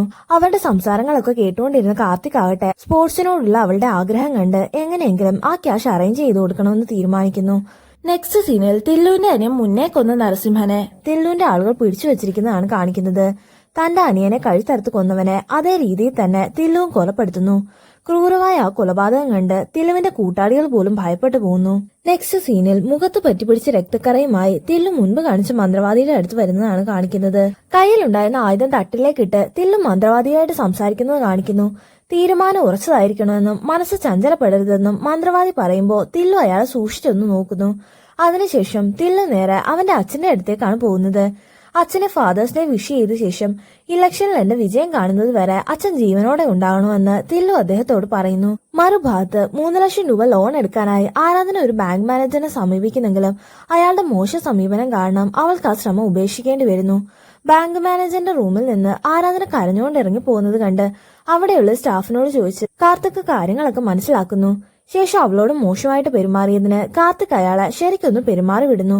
അത് കഴിഞ്ഞ് രാത്രി വീട്ടിലേക്ക് വരുമ്പോൾ ആരാധനയുടെ അച്ഛന്റെ വണ്ടി അവരുടെ വഴിയരികെ കിടപ്പുണ്ടായിരുന്നു. ആരാധന എവിടെയെന്നറിയാൻ കാർത്തിക് ഗേറ്റിനടുത്തേക്ക് വരുമ്പോഴേക്കും വല്ലാത്തൊരു ഭാവത്തോടെ ആരാധന പുറത്തേക്ക് ഇറങ്ങി വരുന്നു. പണത്തിന്റെ കാര്യം ഓർത്ത് നീ ടെൻഷൻ അടിക്കേണ്ടെന്നും അതൊക്കെ ഞാൻ ശരിയാക്കിക്കൊള്ളാവെന്നും കാർത്തിക് പറയുന്നെങ്കിലും അവൾ അതൊന്നും ശ്രദ്ധിക്കാത്ത മട്ടിൽ അടുത്ത് കിടന്ന കരിങ്കല്ലെടുത്ത് അച്ഛന്റെ വണ്ടിയുടെ മുകളിലേക്ക് ഇടുന്നു. എന്നാൽ ഇത് കണ്ട് പണം ശരിയാക്കാൻ പറ്റാത്തതിന്റെ വിഷമത്തിലും തന്നോടുള്ള ദേഷ്യത്തിലും ആയിരിക്കും ആരാധന അങ്ങനെ ചെയ്തതെന്നോർത്ത് കാർത്തി അവിടെ നിന്ന് തിരിഞ്ഞു നടക്കുന്നു. പണത്തിന്റെ കാര്യം എങ്ങനെ ശരിയാക്കുമെന്ന് ഓർത്ത് ടെൻഷൻ ആയിരിക്കുന്നതിനിടെ പുറത്തേക്ക് നോക്കുമ്പോൾ ആരാധനയുടെ അച്ഛനും അമ്മയും കൂടെ ജനലിനടുത്ത് നിന്ന് വഴക്കിടുന്നതും അതിനിടയ്ക്ക് അയാൾക്കൊരു ഫോൺ കോൾ വരുന്നതും കാർത്തിക് കാണുന്നു. പണം സംഘടിപ്പിച്ച ആരാധനയുടെ പ്രശ്നങ്ങൾക്കെല്ലാം പരിഹാരം കണ്ടെത്താനാവുമെന്ന് വിചാരിച്ച് കാർത്തിക് അതിനായി ജലാലിനെ കോൾ ചെയ്യുന്നു. ശേഷം ജലാൽ തില്ലുവിനെ കോൾ ചെയ്ത് ഒരു ചെറിയ ഇല്ലീഗൽ കൺസൈൻമെന്റ് ശരിയാക്കുന്നു. അങ്ങനെ ജലാലും കാർത്തിക്കും കൂടെ തില്ലു പറഞ്ഞ് ഇല്ലീഗൽ പാർസൽ ഡെലിവറി ചെയ്യാൻ വിജയവാഡയിലേക്ക് പോയിട്ട് 2 ദിവസം കഴിഞ്ഞാണ് വാറങ്കലിലേക്ക് തിരിച്ചു വരുന്നത്. പക്ഷെ ഈ സമയം ആരാധനയുടെ വീട് പൂട്ടിയിട്ടിരിക്കുന്നത് കണ്ട് അവൾ പൈസ ശരിയാക്കാൻ എവിടെയെങ്കിലും പോയതായിരിക്കുമെന്ന് കാർത്തിക് ജലാലിനോട് പറയുന്നു. തില്ലു പറഞ്ഞ് വർക്ക് ചെയ്തതിന് പ്രതിഫലമായിട്ട് 1.5 ലക്ഷം രൂപയാണ് കാർത്തിക്കിന് കിട്ടുന്നത്. ബാക്കിയുള്ള പണത്തിന് എന്ത് ചെയ്യുമെന്ന് ആലോചിക്കുന്ന കാർത്തിക്കിനോട് തൽക്കാലം തില്ലുചേട്ടനോട് കടം ചോദിക്കാമെന്ന് ജലാല് പറയുന്നു. അങ്ങനെ കാർത്തിക് നേരെ തില്ലുവിന്റെ വീട്ടിലേക്ക് ചെല്ലുമ്പോ തില്ലു ഒരു പിങ്ക് കളർ പാഴ്സലുമായിട്ടാണ് പുറത്തേക്ക് വരുന്നത്. കാർത്തിക് എന്തെങ്കിലും പറയുന്നതിന് മുന്നേ ഈ പാഴ്സൽ നാളെ വൈകിട്ട് വരെ ആരും കാണാതെ സൂക്ഷിക്കണമെന്ന് പറഞ്ഞ് തില്ലു അത് കാർത്തികിനെ ഏൽപ്പിക്കുന്നു. മാത്രമല്ല ഒരു കാരണവശാലും പാക്കറ്റ് തുറന്നു നോക്കരുതെന്നും തില്ലു കാർത്തികിനോട് പറയുന്നു. ഈ സമയം കാർത്തിക് താൻ വന്ന കാര്യത്തെക്കുറിച്ച് പറയുന്നെങ്കിലും കാശിന്റെ കാര്യമൊക്കെ ഞാൻ അറേഞ്ച് ചെയ്യാമെന്നും തൽക്കാലം ഈ പാഴ്സലുമായിട്ട് ഇവിടുന്ന് പോകാനും പറഞ്ഞ് തില്ലു അവനെ അവിടുന്ന് പറഞ്ഞു വിടുന്നു. കാർത്തിക് ആ പാഴ്സലും കൊണ്ട് വീട്ടിലേക്ക് പോകുമ്പോഴാണ് ജലാൽ അവനെ കോൾ ചെയ്യുന്നത്. ഇലക്ഷൻ ആയതുകൊണ്ട് തില്ലുവിന്റെ അവന്റെ ആളുകളുടെ വീട്ടിലുമെല്ലാം പോലീസ് റെയ്ഡ് നടത്തുന്നുണ്ടെന്ന് പറയാനാണ് ജലാൽ കാർത്തികിനെ വിളിച്ചത്. എന്റെ വീട്ടിൽ ഇപ്പൊ പോലീസ് വന്നിട്ട് പോയതേ ഉള്ളെന്നും അടുത്തതിന് നിന്റെ വീടായിരിക്കുമെന്നും ജലാൽ പറയുമ്പോഴാണ് തില്ലു നിന്ന പാഴ്സലിന്റെ കാര്യം കാർത്തിക് അവനോട് പറയുന്നത്. തൽക്കാലം ആ പാഴ്സല് മറ്റെവിടെങ്കിലും ഒളിച്ചു വെക്കാൻ ജലാൽ കാർത്തികിനോട് പറയുന്നു. എവിടെ ഒളിപ്പിക്കുമെന്ന് ആലോചിക്കുമ്പോഴാണ് ആരാധനയുടെ വീട് പൂട്ടിക്കിടക്കുന്ന കാര്യം കാർത്തികിന് ഓർമ്മ വരുന്നത്. ആരും ഇല്ലാത്തതുകൊണ്ട് പാഴ്സൽ അവിടെ സൂക്ഷിക്കാവുന്ന കരുതി കാർത്തിക് പൂട്ട് പൊളിച്ച് ആരാധനയുടെ വീട്ടിനുള്ളിൽ കയറുന്നു. പാഴ്സൽ ടേബിളിന് പുറത്ത് വെച്ചിട്ട് അല്പം വെള്ളം കുടിക്കാനായി ഫ്രിഡ്ജ് തുറക്കുമ്പോഴാണ് പിന്നിൽ എന്തോ സൗണ്ട് കേട്ട് കാർത്തിക് തിരിഞ്ഞു നോക്കുന്നത്. പക്ഷെ തൊട്ടു മുൻപിൽ ആരാധനയെ കണ്ടതും അവനാകെ പേടിച്ചു പോകുന്നു. പക്ഷെ പേടി മറച്ചു വെച്ച് നീ എന്തിനാ പൂട്ടിയിട്ട വീടിനുള്ളിൽ വന്നിരിക്കുന്നതെന്ന് കാർത്തിക് അവളോട് ചോദിക്കുന്നു. എന്നെ ഇവിടെ നിന്ന് പുറത്തു കൊണ്ടുപോയാ നിന്റെ സംശയങ്ങൾക്കെല്ലാം ഞാൻ ഉത്തരം തരാമെന്ന് ആരാധന മറുപടി പറയുന്നു. ഈ സമയത്താണ് കാർത്തിക് ജലാലിനെ കോൾ ചെയ്യുന്നത്. ഞാനിപ്പോ നിന്റെ വീട്ടുമുറ്റത്തുണ്ടെന്നും നീ എവിടെയാണെന്ന് ജലാല് ചോദിക്കുമ്പോ തില്ലു പാഴ്സൽ തന്ന കാര്യവും അത് ഒളിപ്പിക്കാൻ ആരാധനയുടെ വീട്ടിൽ വന്ന കാര്യവും ഒക്കെ കാർത്തിക് അവനോട് പറയുന്നു. ആരാധനയുടെ വീടിന് പിൻവശത്തൂടെ അകത്തേക്ക് വരാൻ കാർത്തിക് പറയുമ്പോ ജലാല് ശരിയെന്ന് പറഞ്ഞ് കോള് കട്ട് ചെയ്യുന്നു. അല്പസമയത്തിനുള്ളിൽ തന്നെ ജലാൽ ആരാധനയുടെ വീട്ടിലേക്ക് വരുന്നു. ഈ സമയം സോഫയിലിരുന്ന് വളരെ കൂളായി എതിർവശത്തിരുന്ന് ആരാധനയോട് സംസാരിക്കുന്ന കാർത്തികിനെ കണ്ട് ജലാൽ അവനെ ഒന്ന് സൂക്ഷിച്ചു നോക്കുന്നു. ശേഷം കാർത്തിക് ആരാധനയ്ക്ക് ജലാലിനെ കാണിച്ചു കൊടുക്കുമ്പോ ഉള്ളിലുള്ള ടെൻഷൻ മറച്ചു പിടിച്ച് അവൾ ജലാലിന് നേരെ കൈവീശി കാണിക്കുന്നു. ഈ സമയത്താണ് തില്ലു ജലാലിനെ കോൾ ചെയ്ത് അത്യാവശ്യമായിട്ട് വീട്ടിലേക്ക് വരാൻ പറയുന്നത്. ഇത് കേട്ടതും കാർത്തിയോട് കാര്യം പറഞ്ഞിട്ട് തില്ലുവിന്റെ പാഴ്സലും കൊണ്ട് ജലാല് നേരെ തില്ലുവിന്റെ അടുത്തേക്ക് പോകുന്നു. ജലാല് പോയ ശേഷമാണ് മുകളിലത്തെ റൂമിൽ നിന്ന് എന്തോ തട്ടി വീഴുന്ന ശബ്ദവും ഒപ്പം ഒരു പൂച്ചയുടെ കരച്ചിലും കേൾക്കുന്നത്. കറണ്ട് ഇല്ലാത്തതുകൊണ്ട് കാർത്തി ഫ്ലാഷ് ലൈറ്റ് ഓൺ ആക്കി അതെന്താണെന്നറിയാൻ മുകളിലേക്ക് പോകാൻ ഒരുങ്ങുമ്പോൾ ആരാധന അവനെ തടയുന്നു. എന്നെ എത്രയും വേഗം പുറത്തു കൊണ്ടുപോകാൻ ആരാധന പറയുന്നെങ്കിലും മുകളിൽ എന്താണെന്ന് നോക്കിയിട്ട് വരാമെന്ന് പറഞ്ഞ് കാർത്തിക് മുകളിലത്തെ റൂമിലേക്ക് പോകുന്നു. ചാരിക്കിടന്ന വാതിലിലൂടെ അകത്തേക്ക് നോക്കിയ കാർത്തി ഒരു നിമിഷം ഷോക്കായി പോകുന്നു. നിലത്തും കട്ടിലുമായി ആരാധനയെ അവളുടെ അമ്മയും കൊല്ലപ്പെട്ട് കിടക്കുന്ന കാഴ്ച കണ്ട് കാർത്തികിന്റെ ശ്വാസം തന്നെ നിലച്ചു പോകുന്നു. ആരാധന മരിച്ചെങ്കിൽ പിന്നെ തന്നോട് ഇത്രയും നേരം സംസാരിച്ചത് ആരാണെന്നറിയാൻ കാർത്തിക് താഴേക്ക് നോക്കുമ്പോൾ സ്റ്റെയറിന്റെ താഴെയായി താൻ ഇതുവരെ സംസാരിച്ചുകൊണ്ടിരുന്ന ആരാധനയെ കണ്ടതും കാർത്തിക് ബോധം മറിഞ്ഞ് നിലത്തേക്ക് വീഴുന്നു. നെക്സ്റ്റ് സീനിൽ ഹൈദരാബാദിലെ ക്രൈം കൺട്രോൾ ബ്യൂറോയുടെ ഓഫീസാണ് കാണിക്കുന്നത്. റാണ പ്രതാപ് എന്ന CCBയിലെ ഒരു ഉന്നത ഉദ്യോഗസ്ഥനോട് ഒരു ന്യൂ ജോയിനിയായ ലേഡി ഓഫീസർ സംസാരിക്കുന്നത് കാണിക്കുന്നു. റാണ പ്രതാപിന്റെ ഒരു വലിയ ആരാധക കൂടിയായ ആ ലേഡി ഓഫീസർ റാണ പ്രതാപിന്റെ ഇൻവെസ്റ്റിഗേഷൻ രീതികളെക്കുറിച്ച് അദ്ദേഹത്തോട് തന്നെ വാചാലയാവുന്നു. സാധാരണ ഏറ്റെടുക്കുന്ന എല്ലാ കേസുകളും വളരെ എളുപ്പം തന്നെ സോൾവ് ചെയ്യുന്ന സാറിന് വാരങ്ങളിലെ ഇരട്ടക്കൊലപാതകം അന്വേഷിക്കാൻ മാത്രമാണ് അല്പസമയം കൂടുതൽ എടുത്തതല്ലേ എന്ന് ആ ലേഡി ഓഫീസർ റാണ പ്രതാപിനോട് ചോദിക്കുന്നു. ആരാധനയുടെ അമ്മയുടെയും കൊലപാതകത്തെക്കുറിച്ചാണ് ആ ലേഡി ഓഫീസർ റാണ പ്രതാപിനോട് ചോദിക്കുന്നത്. ആ ചോദ്യം കേട്ടതും റാണ പ്രതാപ് ആ കേസിന്റെ ഡീറ്റെയിൽസ് ഓർത്തെടുക്കുന്നു. സാധാരണ ഒരു മർഡർ കേസിന്റെ അന്വേഷണത്തിൽ മോട്ടീവ് കണ്ടെത്തിയാൽ തന്നെ പകുതി കേസ് സോൾവ് ചെയ്യാൻ സാധിക്കും. പക്ഷെ ഈ മർഡറിന്റെ മോട്ടീവ് തന്റെ ഇതുവരെയുള്ള കരിയറിൽ ഒരിക്കൽ പോലും കേട്ടുകേൾവിയില്ലാത്ത ഒന്നായിരുന്നുവെന്ന് റാണ പ്രതാപ് ലേഡി ഓഫീസറിനോട് പറയുന്നു. ശേഷം വീണ്ടും നമ്മളെ ഫ്ലാഷ് ബാക്കിൽ ഒരു വർഷത്തിനു മുമ്പുള്ള വാരങ്കലാണ് കാണിക്കുന്നത്. ഹോസ്പിറ്റലിൽ കിടക്കുന്ന കാർത്തിക് പതിയെ മയക്കം വിട്ട് എഴുന്നേൽക്കുന്നത് കാണിക്കുന്നു. ഈ സമയം അവന്റെ തൊട്ടു മുമ്പിൽ അവൻ നേരത്തെ കണ്ട ആരാധനയിൽ നിൽപ്പുണ്ടായിരുന്നു. അപ്പോഴാണ് പുറത്തുനിന്ന് കൂട്ടുകാരെ സംസാരിക്കുന്നത് കാർത്തിക് കേൾക്കുന്നത്. കാർത്തിക് എന്തിനാണ് പൂട്ടിയിട്ട ആരാധനയുടെ വീട്ടിൽ കയറിയതെന്നും അക്കാരണം കൊണ്ട് തന്നെ അവനാണിപ്പോ കേസിന്റെ പ്രൈം സസ്പെക്ട് എന്നും അഭി കൂട്ടുകാരോട് പറയുന്നു. പക്ഷെ കാർത്തിക് ആ വീട്ടിൽ ചെല്ലുന്നതിന് 2 ദിവസം മുന്നേ തന്നെ ആരാധനയുടെ അമ്മയുടെ മരണം സംഭവിച്ചതാണെന്ന് ജലാൽ അവർക്ക് പറഞ്ഞു കൊടുക്കുന്നു. ആരാധനയും അമ്മയും മരണപ്പെട്ടു എന്ന വാർത്ത കേൾക്കുന്നതും കാർത്തിക്കിന്റെ മുൻപിലുണ്ടായിരുന്ന ആരാധനയുടെ രൂപവും പതിയെ മാഞ്ഞു പോകുന്നു. തനിക്ക് ചുറ്റും എന്തൊക്കെയാണ് സംഭവിക്കുന്നതെന്ന് പോലും മനസ്സിലാകാതെ കിടക്കുന്ന കാർത്തിക്കിന്റെ അടുത്തേക്ക് അന്വേഷണ ഉദ്യോഗസ്ഥൻ റാണ പ്രതാപ് വരുന്നു. താൻ എന്തിനാണ് പൂട്ടിക്കിടന്ന ആരാധനയുടെ വീട്ടിലേക്ക് പോയതെന്ന് റാണ പ്രതാപ് ചോദിക്കുന്നെങ്കിലും കാർത്തിക് മറുപടിയൊന്നും പറയുന്നില്ല. സത്യത്തിൽ താൻ കുറച്ചു മുമ്പ് വരെ കണ്ടത് യഥാർത്ഥ ആരാധനയല്ലെന്നും അവള് മരിച്ചുപോയെന്നുള്ള യാഥാർത്ഥ്യം ഉൾക്കൊള്ളാനാവാതെ ആകെ വല്ലാത്തൊരവസ്ഥയിലായിരുന്നു കാർത്തിക് ഉണ്ടായിരുന്നത്. കാർത്തികിന്റെ മുഖം കണ്ടതും വീഴ്ച ചിലപ്പോ അവന് പാർഷ്യൽ മെമ്മറി ലോസ് ഉണ്ടായിട്ടുണ്ടാവുമെന്നും അതുകൊണ്ടായിരിക്കും അവൻ റെസ്പോണ്ട് ചെയ്യാത്തതെന്നും ഡോക്ടർ റാണ പ്രതാപിനോട് പറയുന്നു. ഒടുവിൽ ഡോക്ടറിന്റെ വാക്ക് കേട്ട് കാർത്തികിന് അല്പസമയം കൊടുക്കാൻ റാണ തീരുമാനിക്കുന്നു. അവിടെ നിന്ന് പുറത്തേക്ക് ഇറങ്ങുന്ന റാണയോട് ജലാൽ ചെന്ന് കാർത്തികിന് വേണ്ടി സംസാരിക്കുന്നു. കൊലപാതകം നടന്ന ദിവസം കാർത്തിക് എന്റെ ഒപ്പം വിജയവാഡയിലായിരുന്നെന്നും അവിടുത്തെ ടോൾ ഗേറ്റിലെ CCTV നോക്കിയാൽ അത് അറിയാൻ പറ്റുമെന്നും ജലാൽ റാണയോട് പറയുന്നു. മാത്രമല്ല കാർത്തികിന് ആരാധന ഒരുപാട് ഇഷ്ടമായിരുന്നെന്നും അങ്ങനെയുള്ളപ്പോ അവൻ എന്തിനാണ് അവളെ കൊല്ലുന്നതെന്നും ജലാൽ റാണയോട് ചോദിക്കുന്നു. ജലാല് പറഞ്ഞതുപോലെ CCTV ഫുട്ടേജ് ചെക്ക് ചെയ്ത് മർഡർ നടന്ന ദിവസം കാർത്തിക് വിജയവാഡയിലായിരുന്നെന്ന് ഉറപ്പുവരുത്തിയ ശേഷമാണ് കാർത്തികിന് ജാമ്യം കിട്ടുന്നത്. ഹോസ്പിറ്റൽ വിട്ട് വീട്ടിൽ പോയാലും കേസ് തീരുന്നതുവരെ കാർത്തികിന് സ്വന്തം സ്ഥലം വിട്ട് പുറത്തു പോകാൻ അനുവാദം ഉണ്ടായിരുന്നില്ല. ഡിസ്ചാർജ് ആയി വീട്ടിലേക്ക് വരുമ്പോൾ പൂട്ടിക്കിടന്ന ആരാധനയുടെ വീട് കണ്ടതും കാർത്തികിന്റെ ഉള്ളിൽ പഴയ ഓർമ്മകൾ കടന്നു വരുന്നു. ഇടയ്ക്കെപ്പോഴോ ക്ഷീണം കൊണ്ടത് മയങ്ങുമ്പോഴാണ് ആരാധനയുടെ വീട്ടിൽ പോയതൊക്കെ ഒരു സ്വപ്നം പോലെ കാർത്തികിന്റെ ഉള്ളിൽ തെളിയുന്നത്. പെട്ടെന്നെന്തോ ഓർത്തിട്ടെന്ന പോലെ അവൻ ഉറക്കത്തിൽ നിന്ന് ഞെട്ടി ഉണർന്ന് ജലാലിന്റെ അടുത്തേക്ക് പോകുന്നു. അന്ന് ആരാധനയുടെ വീട്ടിൽ വെച്ച് ഞാൻ അവളുമായിട്ട് സംസാരിക്കുന്നത് നീയും കണ്ടതല്ലേ എന്ന് കാർത്തിക് അവനോട് ചോദിക്കുന്നു. സത്യത്തിൽ അന്ന് കാർത്തിക് ആരാധനയുമായിട്ട് സംസാരിക്കുമ്പോഴാണ് ജലാൽ അവിടേക്ക് വന്നതെങ്കിലും കാർത്തിക് ആരോടോ ഒറ്റയ്ക്കിരുന്ന് സംസാരിക്കുന്നതായിട്ടാണ് ജലാൽ കാണുന്നത്. കാർത്തിക്കിന് എന്ത് പറ്റിയെന്ന് ഓർത്ത് ടെൻഷൻ ആയിരിക്കുമ്പോഴാണ് തില്ലു ജലാലിനെ കോൾ ചെയ്യുന്നത്. പെട്ടെന്നുണ്ടായ ടെൻഷനിൽ എന്ത് ചെയ്യണമെന്നറിയാതെ ടേബിളിൽ നിന്ന് തില്ലുവിന്റെ പാഴ്സൽ എടുത്ത് ജലാല് നേരെ തില്ലുവിന്റെ വീട്ടിലേക്ക് പോവുകയായിരുന്നു. സത്യത്തിൽ ജലാല് പറയുമ്പോഴാണ് തില്ലു ഏൽപ്പിച്ച പാഴ്സലിന്റെ കാര്യം കാർത്തികിന് ഓർമ്മ വരുന്നത്. കൂടാതെ നീ ആ പാഴ്സൽ കൃത്യസമയത്ത് ഒളിപ്പിച്ചതിന് പ്രതിഫലമായിട്ട് നിന്റെ ഹോസ്പിറ്റലിലെ ജാമ്യത്തിന്റെ ആവശ്യങ്ങൾക്കായിട്ട് പണം മുടക്കിയതെല്ലാം തില്ലുചേട്ടനാണെന്നും ജലാല് കാർത്തികിനോട് പറയുന്നു. ഈ സമയത്താണ് ആരാധനയുടെ സംസ്കാര ചടങ്ങ് ഇന്നാണെന്ന് ഒരു കൂട്ടുകാരൻ വന്ന് കാർത്തികിനോട് പറയുന്നത്. ആരാധനയെ അടക്കം ചെയ്യുന്നത് കാണുമ്പോൾ അവളെ ഒരിക്കലും കൈവിടില്ലെന്ന് ജലാലിനോട് പറഞ്ഞ വാക്ക് കാർത്തികിന് ഓർമ്മ വരുന്നു. അടക്കം കഴിഞ്ഞ് ഏറെ വേദനയോടെ അവിടെ നിന്ന് തിരിഞ്ഞടക്കുമ്പോഴാണ് ആരാധനയുടെ ഒരു ഫ്രണ്ട് കാർത്തികിനോട് വന്ന് സംസാരിക്കുന്നത്. പുറത്ത് കാണിച്ചിട്ടില്ലെങ്കിലും ആരാധനയ്ക്ക് നിന്നെ ഒരുപാട് ഇഷ്ടമായിരുന്നെന്ന് അവളുടെ കൂട്ടുകാരി കാർത്തികിനോട് പറയുന്നു. കാർത്തിക് പിന്നാലെ നടക്കുമ്പോഴെല്ലാം ഉള്ളുകൊണ്ട് ആരാധനയെ അതിൽ ആസ്വദിക്കുന്നുണ്ടായിരുന്നു. വോളിബോൾ അറിയില്ലെങ്കിലും കാർത്തിയാണ് മാച്ച് കണ്ടക്ട് ചെയ്യുന്നതെന്ന് കൂടി അറിഞ്ഞതുകൊണ്ടാണ് ആരാധനയൊന്ന് മത്സരത്തിൽ പങ്കെടുക്കുന്നത്. പക്ഷെ കാർത്തിക്കിന് തന്നോടുള്ള ഇഷ്ടം വെറും ഫ്ലേർട്ടിംഗ് മാത്രമാണ് എന്ന ചിന്ത കാരണമാണ് അവൾ ഒരിക്കൽ പോലും തന്റെ ഇഷ്ടം പുറത്തു കാണിക്കാഞ്ഞത്. സത്യത്തെ താൻ സ്നേഹിച്ചതുപോലെ ആരാധനയും തന്നെ സ്നേഹിച്ചിരുന്നെന്ന് അറിഞ്ഞതും കാർത്തിയാകെ വല്ലാത്തൊരവസ്ഥയിലെത്തുന്നു. പിന്നീടുള്ള ദിവസങ്ങളിലൊക്കെ ആരാധന മരിച്ച വേദന താങ്ങാനാകാതെ കാർത്തിയാകെ ഡിപ്രഷനിലേക്ക് പോകുന്നു. അങ്ങനെ ഇരിക്കെയാണ് ആരാധനയെ കാണാൻ അവളുടെ അച്ഛൻ വന്ന കാര്യം കാർത്തിക്കിന് ഓർമ്മ വരുന്നത്. ഇക്കാര്യം ആരാധനയുടെ കേസിന്റെ കാര്യത്തിന് എന്തെങ്കിലും ഹെൽപ്പ് ആവുമെന്ന് കരുതി കാർത്തിക് അത് റാണയോട് ചെന്ന് പറയുന്നു.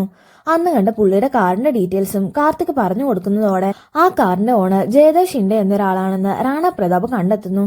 ഇയാളെ തന്നെയാണ് ഞാൻ കണ്ടതെന്ന് ജയദേവിന്റെ ഫോട്ടോ കണ്ട് കാർത്തിക് ഐഡന്റിഫൈ ചെയ്യുന്നു. ശേഷം കാർത്തിക് റാണയും കൂടെ മുംബൈയിലുള്ള ജയദേവിന്റെ ഹോസ്പിറ്റലിലേക്ക് പോകുന്നു. ജയദേവിനോട് സ്വയം പരിചയപ്പെടുത്തിയ ശേഷം വന്ന കാര്യത്തെക്കുറിച്ച് റാണ സംസാരിക്കുന്നു. വാറങ്കലിലുള്ള നിങ്ങളുടെ ഭാര്യയും മകളും ഒരാഴ്ച മുമ്പ് കൊല്ലപ്പെട്ടെന്നും നിങ്ങളുടെ അഡ്രസ് ലൊക്കേറ്റ് ചെയ്യാൻ വൈകിയതുകൊണ്ടാണ് അറിയിക്കാൻ താമസിച്ചതെന്നും റാണ ജയദേവിനോട് പറയുന്നു. ഇത് കേട്ടതും ജയദേവ് ചെറുതായിട്ടൊന്ന് ഷോക്കാവുന്നു. പക്ഷെ സാറ് പറഞ്ഞതുപോലെ ആരാധന എന്റെ മകളല്ലെന്നും അവളാണ് എന്റെ ഭാര്യയെന്നും ജയദേവ് മറുപടി പറയുന്നു.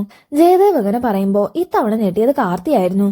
ശേഷം റാണയുടെ ചോദ്യങ്ങൾക്ക് മറുപടിയായി ജയദേവ് അവരോട് ആരാധനയെക്കുറിച്ച് സംസാരിച്ചു തുടങ്ങുന്നു. ആരാധനയുടെ അമ്മയുടെ റെഗുലർ ചെക്കപ്പ് നടത്തിയിരുന്നത് ജയദേവിന്റെ ഹോസ്പിറ്റലിലായിരുന്നു. അങ്ങനെ ഇരിക്കെയാണ് ആരാധനയുടെ അമ്മയ്ക്ക് ബ്രെയിനിൽ എംബോളിസം ഡയഗ്നോസ് ചെയ്യുന്നത്. ഒരു മേജർ സർജറി നടത്തിയാൽ മാത്രമേ ആരാധനയുടെ അമ്മയുടെ ജീവൻ രക്ഷിക്കാൻ സാധിക്കുമായിരുന്നുള്ളൂ. പക്ഷെ അതിനുള്ള പണം കണ്ടെത്താനാവാതെ വിഷമിച്ചു നിന്ന ആരാധനയമ്മയും ജയദേവാണ് സഹായിക്കുന്നത്. പ്രതിഫലമൊന്നും വാങ്ങാതെയാണ് ആരാധനയുടെ അമ്മയ്ക്ക് ജയദേവ് സർജറി ചെയ്യുന്നത്. ഡിസ്ചാർജിന് ശേഷവും ജയദേവിനോടുള്ള നന്ദിയും കടപ്പാടും കാരണം ആരാധനയമ്മയും ജയദേവിനെ വന്ന് കാണാറുണ്ടായിരുന്നു. പല കാര്യങ്ങളും പറയുന്ന കൂട്ടത്തിലാണ് ജയദേവിന്റെ മകന് കിഡ്നി ഫെയിലിയർ ആണെന്നും 2 കിഡ്നിയും നശിച്ച് മരണം കാത്തു കിടക്കുന്ന ആ കുഞ്ഞിനെ നോക്കാൻ താല്പര്യമില്ലാതെ ജയദേവിന്റെ ഭാര്യ ഡിവോഴ്സ് വാങ്ങിപ്പോയെന്നും ആരാധന മനസ്സിലാക്കുന്നത്. അതറിഞ്ഞതോടെ ആരാധനയ്ക്ക് ജയദേവിനോട് മകനോട് സഹതാപം തോന്നുന്നു. അങ്ങനെ ഇരിക്കെയാണ് ഒരു ദിവസം തന്നെ വിവാഹം ചെയ്യുവോ എന്ന് ജയദേവ് ആരാധനയോട് ചോദിക്കുന്നത്. ഇത് കേട്ട് ആരാധന ചെറുതായി ഒന്ന് ഷോക്കാവുന്നു. ഒരമ്മയുടെ സാമീപ്യം ഉണ്ടെങ്കിൽ എന്റെ മകന് ചിലപ്പോ അല്പം കൂടി ആയുസ് നീട്ടി കിട്ടുമെന്നും അതിനുവേണ്ടി മാത്രമാണ് ഞാൻ ഈ പ്രപ്പോസൽ മുന്നോട്ട് വെച്ചതെന്നും ജയദേവ് അവരോട് പറയുന്നു. മാത്രമല്ല ഈ വിവാഹം കൊണ്ട് ബാഡ്മിന്റൺ പ്ലെയർ ആവുക എന്ന നിന്റെ ലക്ഷ്യത്തിന് യാതൊരു തടസ്സവും ഉണ്ടാവില്ലെന്നും എന്നെ കൊണ്ടാവുന്ന സഹായങ്ങൾ ഞാനും ചെയ്തു തരാമെന്നും കൂടെ ജയദേവ് പറയുമ്പോ ആരാധനയമ്മയും മറുപടിയൊന്നും പറയുന്നില്ല. പക്ഷെ കുറച്ചു ദിവസങ്ങൾക്ക് ശേഷം ജയദേവുമായിട്ടുള്ള വിവാഹത്തിന് ആരാധന സമ്മതം പറയുന്നു. വിവാഹത്തിന് ശേഷം ഒരിക്കൽ ആരാധനയുടെ ചില ബ്ലഡ് ടെസ്റ്റുകൾ എടുത്തു നോക്കുമ്പോഴാണ് അവളുടെ കിഡ്നി തന്റെ മകന് മാച്ചായിരിക്കുമെന്ന് ജയദേവിന് മനസ്സിലാകുന്നത്. കിഡ്നി ഡൊണേറ്റ് ചെയ്യുന്നതിനെ കുറിച്ച് ആരാധനയോട് സംസാരിക്കാൻ അല്പം സങ്കോചം ഉണ്ടായിട്ടും ഒടുവിൽ അദ്ദേഹം ധൈര്യം സംഭരിച്ച് ഇതിനെക്കുറിച്ച് സംസാരിക്കുന്നു. പക്ഷെ അതിനുശേഷം ആരാധനയമ്മയും മുംബൈയിൽ നിന്ന് മിസ്സിംഗ് ആവുകയായിരുന്നു. പിന്നീട് 7 മാസങ്ങൾക്ക് ശേഷമാണ് അവര് വാറങ്കലിലുണ്ടെന്ന് ജയദേവ് അറിയുന്നത്. അങ്ങനെ വീണ്ടും ജയദേവ് അവരെ കാണാൻ വരുന്ന സമയത്താണ് കാർത്തിക് അയാളെ കാണുകയും ആരാധനയുടെ അച്ഛനാണെന്ന് തെറ്റിദ്ധരിക്കുകയും ചെയ്യുന്നത്. തന്റെ കൂടെ വരാൻ ജയദേവ് ആരാധനയെ നിർബന്ധിച്ചതിന്റെ ദേഷ്യത്തിലാണ് അവൾ അന്ന് അയാളുടെ കാറിൽ കരിങ്കല്ല് കൊണ്ടിടുന്നത്. ജയദേവ് പറഞ്ഞ കഥകളൊക്കെ കേട്ടതിന് ശേഷം റാണ തന്റെ ഉള്ളിലുള്ള സംശയം ജയദേവിനോട് തുറന്നു ചോദിക്കുന്നു. കിഡ്നിക്ക് വേണ്ടിയാണോ നിങ്ങൾ ആരാധനയെ കൊന്നതെന്ന് റാണ ചോദിക്കുമ്പോൾ റാണ കൊണ്ടുവന്ന ഫയലിലുള്ള ആരാധനയുടെ പോസ്റ്റ്മോർട്ടം റിപ്പോർട്ട് ജയദേവ് അവർക്ക് നേരെ എടുത്തു കാണിക്കുന്നു. ആരാധനയുടെ ഓട്ടോപ്സി റിപ്പോർട്ടിൽ കിഡ്നി മിസ്സിംഗ് റിപ്പോർട്ട് ചെയ്തിട്ടില്ലെന്നും മാത്രമല്ല മർഡർ ടൈമിൽ ഞാൻ ഇവിടെ സർജറി നടത്തുകയായിരുന്നെന്നും ജയദേവ് റാണയോട് പറയുന്നു. ഹോസ്പിറ്റൽ റെക്കോർഡ്സിൽ നിന്നും ജയദേവ് പറഞ്ഞത് സത്യമാണെന്ന് തെളിഞ്ഞതോടെ ജയദേവ് വല്ല കൊലയായി എന്ന് റാണയ്ക്ക് മനസ്സിലാകുന്നു.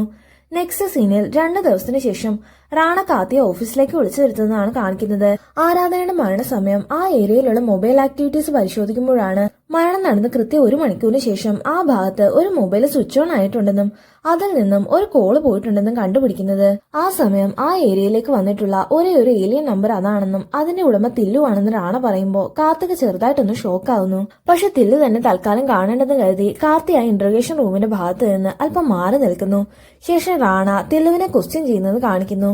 മർഡർ നടന്ന രാത്രി നിങ്ങൾ എന്തിനാണ് ആരാധനയുടെ ഏരിയയിലേക്ക് പോയതെന്ന് റാണ ചോദിക്കുമ്പോൾ തന്റെ ഒരു പാർട്ടി അനുയായിക്ക് സുഖമില്ലാഞ്ഞിട്ട് അയാളെ കാണാൻ പോയതാണെന്ന് തില്ലു മറുപടി പറയുന്നു. തില്ലുവിന്റെ ആ മറുപടി അത്ര തൃപ്തികരമല്ലെങ്കിലും ആരാധനയുടെ മരണം നടന്ന സമയം രാത്രി 7-നും 9-നും ഇടയിൽ നിങ്ങൾ എവിടെയായിരുന്നെന്ന് റാണ ചോദിക്കുമ്പോൾ പാർട്ടി സമ്മേളനത്തിലായിരുന്നെന്ന് തില്ലു മറുപടി പറയുന്നു. ടിവിയിലൊക്കെ അതിന് ടെലികാസ്റ്റ് ഉണ്ടായിരുന്നെന്നും വേണമെങ്കിൽ പരിശോധിച്ചു നോക്കാനും അല്പം ദാഷ്ട്യത്തോടെ തില്ലു റാണയോട് പറയുന്നു. ടിവി ടെലികാസ്റ്റിൽ നിന്നും തില്ലു പറഞ്ഞത് സത്യമാണെന്ന് ബോധ്യപ്പെട്ടതിനാൽ റാണ തില്ലുവിനെ പറഞ്ഞു വിടുന്നു. തില്ലു പോയെന്ന് കണ്ടതും കാർത്തികുണന് റാണയുടെ അടുത്തേക്ക് വരുന്നു. തില്ലു അല്ല കൊല ചെയ്തതെങ്കിലും അവൻ ഉറപ്പായിട്ടും ഈ കേസുമായിട്ട് എന്തോ ബന്ധമുണ്ടെന്ന് റാണ കാർത്തികിനോട് പറയുന്നു. റാണയുമായിട്ടുള്ള സംസാരത്തിനിടയിലാണ് ടെക്നോളജി ഉപയോഗിച്ച് ഏത് വ്യക്തികളുടെ ഫോൺ സംഭാഷണം കേൾക്കാൻ പറ്റുമെന്ന് കാർത്തികിന് മനസ്സിലാകുന്നത്. ഈ സമയത്താണ് അവസാനമായി ആരാധനയെ കണ്ട ദിവസം ജയദേവ് ആരാധനയുടെ അമ്മയുമായിട്ട് എന്തോ കാര്യം പറഞ്ഞ് തർക്കിക്കുന്നതും ജയദേവിന് ഒരു ഫോൺ കോൾ വരുന്നത് കണ്ടതും കാർത്തികിന് ഓർമ്മ വരുന്നത്. കാർത്തിക് ഉടനെ റാണി അറിയാതെ അല്പം പണം കൊടുത്ത് ജയദേവിന്റെ അന്നത്തെ കോൾ റെക്കോർഡിംഗ് സംഘടിപ്പിക്കുന്നു. ആ ഫോൺ സംഭാഷണം കേട്ടതും എന്തോ മനസ്സിലാക്കിയെന്ന പോലെ ആരോടും പറയാതെ കാർത്തിക് നേരെ മുംബൈയിലേക്ക് യാത്ര തിരിക്കുന്നു. പുറത്തേക്ക് പോകാനായി വണ്ടി എടുക്കുന്ന ജയദേവിന് പിൻസീറ്റിൽ ഇരിക്കുകയെന്ന കാർത്തി തോക്ക് ചൂണ്ടി ഭീഷണിപ്പെടുത്തുന്നു. കാർത്തിയുടെ നിർദ്ദേശപ്രകാരം ജയദേവന്റെ വീട്ടിലേക്ക് തന്നെയാണ് അവർ പോകുന്നത്. ജയദേവന്റെ വീടിനുള്ളിൽ കയറി അവർ വാതിലടയ്ക്കുന്നതും കുറച്ചു മണിക്കൂറുകൾക്ക് ശേഷം കതക് തുറന്ന് കാർത്തി ഒറ്റയ്ക്ക് പുറത്തേക്ക് ഇറങ്ങുന്നതും കാണിക്കുന്നു. പിന്നീട് അടുത്തുള്ളൊരു ചെറിയ കടയിൽ നിന്ന് ഒരു സിഗരറ്റ് വാങ്ങിച്ചിട്ട് കാർത്തി റാണയെ കോൾ ചെയ്യുന്നു. ആദ്യം തന്നെ പറയാതെ മുംബൈയിലേക്ക് വന്നതിന് കാർത്തി റാണയോട് ക്ഷമ ചോദിക്കുന്നു. ശേഷം കേസ് കംപ്ലീറ്റ് സോൾവ് ആയെന്നും കാര്യങ്ങളൊക്കെ സാർ ഇവിടെ വന്നിട്ട് നമുക്ക് സംസാരിക്കാമെന്നും കാർത്തി പറയുമ്പോൾ റാണയെ അതിന് സമ്മതിക്കുന്നു. പിന്നീട് ഒരു മാസത്തിന് ശേഷം ഇലക്ഷൻ റിസൾട്ട് വരുന്ന ദിവസമാണ് കാണിക്കുന്നത്. ടിവിയിലൂടെ ഇലക്ഷൻ റിസൾട്ട് കണ്ടുകൊണ്ട് തില്ലു ഒറ്റയ്ക്ക് അവന്റെ ഫാം ഹൗസിൽ ഇരിക്കുമ്പോഴാണ് പുറത്താരോ വരുന്ന ശബ്ദം കേൾക്കുന്നത്. ആരാണെന്നറിയാൻ പുറത്തേക്ക് വന്ന് നോക്കുമ്പോഴാണ് കാർത്തിയെ അവിടെ കാണുന്നത്. വന്നത് കാർത്തിയാണെന്ന് കണ്ടതും അവനെ ഒന്ന് കൈവീശി കാണിച്ചിട്ട് അവനെ അകത്തേക്ക് വിട്ടേക്കാൻ തില്ലു സെക്യൂരിറ്റിയോട് പറയുന്നു. നിന്നെ ജാമത്തിൽ ഇറക്കാനാന്ന് പറഞ്ഞിട്ട് നിന്റെ കൂട്ടുകാർ വന്ന് പൈസയൊക്കെ വാങ്ങിച്ചുകൊണ്ട് പോയിട്ടും നിന്നെ പിന്നെ ഇങ്ങോട്ട് കണ്ടിട്ടില്ലല്ലോ എന്ന് തില്ലു കാർത്തികിനോട് ചോദിക്കുന്നു. ഇത് കേട്ടതും ഇപ്പോഴാ ഇങ്ങോട്ട് വരാനുള്ള സമയമായതെന്ന് ചെറിയൊരു അലസുഭാവത്തിൽ കാർത്തി മറുപടി പറയുന്നു. പിന്നീടുള്ള സംസാരത്തിനിടയിൽ നിന്റെ ഗേൾഫ്രണ്ടിന്റെ മർഡർ കേസിന്റെ അന്വേഷണമൊക്കെ എന്തായെന്ന് തില്ലു കാർത്തികിനോട് ചോദിക്കുന്നു. എന്നാൽ ഇത് കേട്ടതും എന്തിനാണ് ഇങ്ങനെ ഒരു കൊല ചെയ്തതെന്ന് കാർത്തി തില്ലുവിനോട് ചോദിക്കുന്നു. ശേഷം വീണ്ടും നമ്മളെ കാർത്തി ജയദേവിന്റെ വീട്ടിൽ കയറിപ്പോയതിന്റെ ബാക്കി സംഭവങ്ങൾ കാണിക്കുന്നു. ജയദേവും ആരാധനയുടെ അമ്മയോട്ട് തർക്കിച്ചുകൊണ്ടിരിക്കെ ജയദേവിന്റെ ഫോണിലേക്ക് വന്ന കോൾ റെക്കോർഡിംഗ് കാർത്തിക് ജയദേവിന് കേൾപ്പിച്ചു കൊടുക്കുന്നു. ജയദേവിന്റെ മകൻ മരിച്ചുപോയെന്നും ഉടൻ തന്നെ ഹോസ്പിറ്റലിലേക്ക് വരണമെന്നും ആയിരുന്നു ആ കോൾ റെക്കോർഡിംഗിൽ ഉണ്ടായിരുന്നത്. റാണ സാർ ക്വസ്റ്റ്യൻ ചെയ്തപ്പോ നിങ്ങളുടെ മകന്റെ മരണത്തെക്കുറിച്ച് എന്താണ് മറച്ചു വെച്ചതെന്ന് കാർത്തി ജയദേവിനോട് ചോദിക്കുന്നു. നിങ്ങളുടെ മകൻ മരിച്ചെന്ന് അറിഞ്ഞപ്പോൾ തന്നെ നിങ്ങൾ എന്തൊക്കെയോ മറച്ചു വെച്ചിട്ടാണ് സംസാരിച്ചതെന്ന് മനസ്സിലായെന്നും അതുകൊണ്ട് ഇനിയെങ്കിലും സത്യം പറയാനും കാർത്തി ജയദേവിനോട് പറയുന്നു. ഏറെ നേരത്തെ പ്രതിരോധത്തിനൊടുവിൽ തോക്കുവാൻ നിൽക്കുന്ന കാർത്തിയുടെ ഭീഷണിക്ക് വഴങ്ങി ജയദേവ് സത്യങ്ങളെല്ലാം പറയാൻ തുടങ്ങുന്നു. കിഡ്നി ട്രാൻസ്പ്ലാന്റിനായി മകന്റെ ബ്ലഡ് ഗ്രൂപ്പും മറ്റു കാര്യങ്ങൾക്കും അനുയോജ്യരായവരെ അന്വേഷിക്കുമ്പോഴാണ് ആരാധനയുടെ പ്രൊഫൈല് ജയദേവിന്റെ ശ്രദ്ധയിൽപ്പെടുന്നത്. വളരെ റെയറായ തന്റെ മകന്റെ ബ്ലഡ് ഗ്രൂപ്പ് ആരാധനയുടേതുമായിട്ട് മാച്ച് ആയതുകൊണ്ട് ജയദേവിന് ഒരുപാട് സന്തോഷം തോന്നുന്നു. ഹോസ്പിറ്റലിൽ വിളിച്ച് അന്വേഷിക്കുമ്പോഴാണ് ആരാധനയുടെ അമ്മയെ തന്റെ ഹോസ്പിറ്റലിലാണ് ചികിത്സിക്കുന്നതെന്ന് ജയദേവന് മനസ്സിലാവുന്നത്. ഒറ്റയടിക്ക് ട്രാൻസ്പ്ലാന്റിന്റെ കാര്യം പറഞ്ഞ അവർ സമ്മതിക്കില്ലെന്ന് കരുതിയാണ് അവർക്ക് തന്നോട് കടപ്പാടുണ്ടാകുന്ന രീതിയിൽ ജയദേവ് കാര്യങ്ങൾ നീക്കുന്നത്. മാത്രമല്ല ആരാധനയെ വിവാഹം ചെയ്താൽ വളരെ എളുപ്പത്തിലും നിയമ തടസ്സങ്ങളില്ലാതെയും ട്രാൻസ്പ്ലാന്റ് ചെയ്യാൻ കഴിയൂ എന്നതുകൊണ്ടാണ് ജയദേവ് അവളെ വിവാഹം കഴിക്കാൻ പ്രൊപ്പോസ് ചെയ്യുന്നത്. ആരാധന അമ്മയെ വിവാഹത്തിന് സമ്മതം പറഞ്ഞതോടെ വിവാഹത്തിന് മുന്നേ തന്നെ ട്രാൻസ്പ്ലാന്റിന്റെ പേർപ്പസിലെല്ലാം ജയദേവ് ശരിയാക്കുന്നു. പക്ഷെ കല്യാണത്തിന് കൃത്യം 2 ദിവസം മുമ്പ് യാദൃച്ഛികമായി ആരാധനയുടെ അമ്മ ഈ പേപ്പേഴ്സ് കാണാൻ ഇടയാവുന്നു.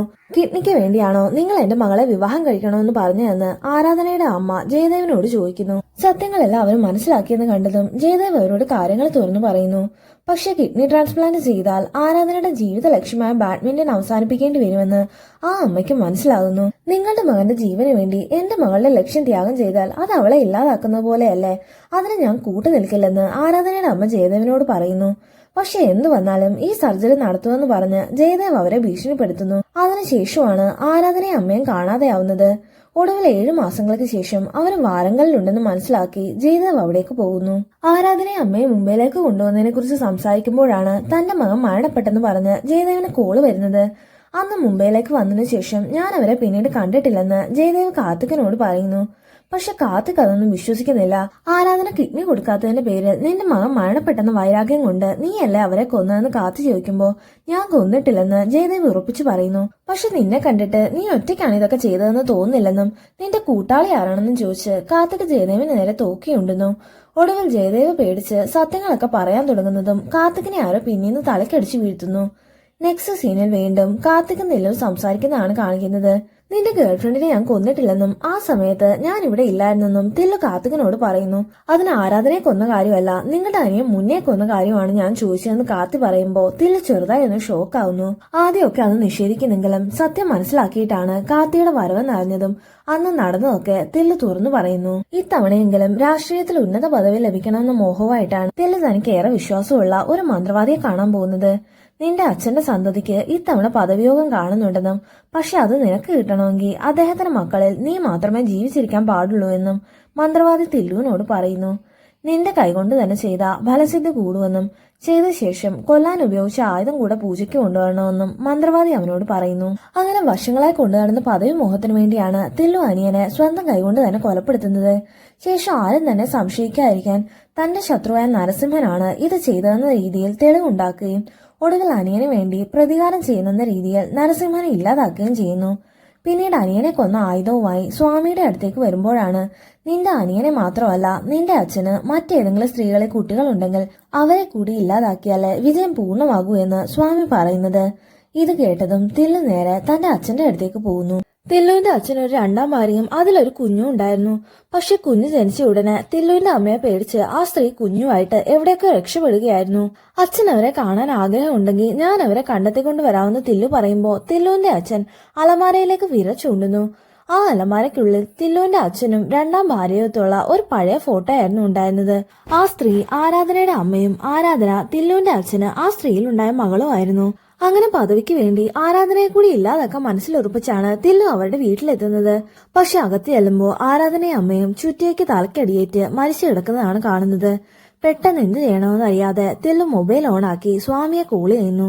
തൽക്കാലം കൊല്ലാൻ ഉപയോഗിച്ച് ചുറ്റിക എടുത്തുകൊണ്ട് വരാനും അത് വെച്ച് പൂജ ചെയ്യാമെന്ന് സ്വാമി പറയുമ്പോൾ തില്ലു ആ ചുറ്റിക എടുത്ത് പുറത്തേക്ക് ഇറങ്ങുന്നു. പക്ഷെ 2 ദിവസം കഴിഞ്ഞതും വീട്ടിൽ റെയ്ഡ് വരുമെന്ന് തില്ലുവിന് ഇൻഫർമേഷൻ ലഭിക്കുന്നു. മുന്നേ ആരാധനയും കൊല്ലാൻ ഉപയോഗിച്ച ആയുധങ്ങൾ എവിടെ ഒളിപ്പിക്കുമെന്ന് കരുതിയിരിക്കുമ്പോഴാണ് കാർത്തി തില്ലുവിന്റെ വീട്ടിലേക്ക് വരുന്നത്. കാർത്തിയോടുള്ള വിശ്വാസം കൊണ്ട് ആ ആയുധങ്ങളെ പൊതിഞ്ഞ് തില്ലു കാർത്തിയെ സൂക്ഷിക്കാൻ ഏൽപ്പിക്കുന്നു. തില്ലു പറഞ്ഞതൊക്കെ കേട്ട് കാർത്തിയാകെ വല്ലാത്തൊരവസ്ഥയിലാകുന്നു. പദവിക്ക് വേണ്ടി ഏതോ ഒരു ഭ്രാന്തം പറയുന്നത് കേട്ട് ആരെങ്കിലും ഇങ്ങനെയൊക്കെ ചെയ്യുവോ എന്ന് കാർത്തി ചോദിക്കുമ്പോൾ രാഷ്ട്രീയത്തിൽ ഇതൊക്കെ സാധാരണയാണെന്ന് തില്ലു മറുപടി പറയുന്നു. ഇനിയിപ്പോ നിന്റെ ഗേൾഫ്രണ്ടിനെ ഞാനല്ല കൊന്നതെന്ന് അറിഞ്ഞിട്ടും നിനക്ക് എന്നെ എന്തെങ്കിലും ചെയ്യാൻ തോന്നുന്നുണ്ടോ എന്ന് തില്ലു ചോദിക്കുമ്പോൾ ജീവനോടെ ഉണ്ടായിരുന്നെങ്കിൽ നിങ്ങൾ അവളെ കൊന്നു കളയില്ലായിരുന്നു എന്ന് കാർത്തി തിരിച്ചു ചോദിക്കുന്നു. നെക്സ്റ്റ് സീനിൽ വീണ്ടും ജയദേവിന്റെ വീടാണ് കാണിക്കുന്നത്.